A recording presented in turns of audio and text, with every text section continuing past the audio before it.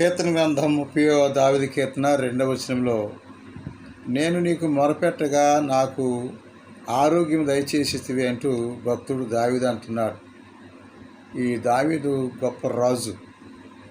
అనేక సందర్భాల్లో దేవుడిని ప్రభుని ప్రార్థన చేసినప్పుడు దేవుని దయను పొందుతూ అనేకమైన మేలు పొందాడు.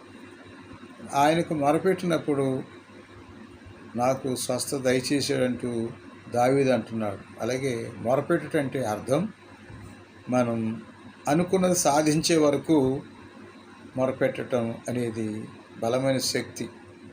నీవు నాకు ఇది దయచేసే వరకు నిన్ను విడిచిపెట్టను అంటూ మొరపెట్టడం అంటే పదే పదే జవాబు వచ్చే వరకు కూడా అటువంటి అనుభవం ఉంటుంది. అదే మొరపెట్టడం. దావీదు మహారాజు రాజే, కానీ దేవునిపైన ఆధారపడి ఆయన్ని మొరపెట్టాడు. దావీదుకి స్వస్థత దయచేశాడు.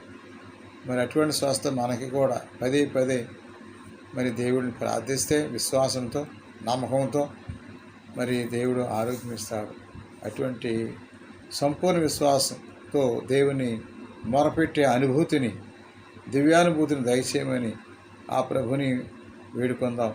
ప్రభు అయిన దేవుడు మేము మీ కుటుంబాలని ఎల్లవేళలా కాచి కాపాడునుగాక. God bless you.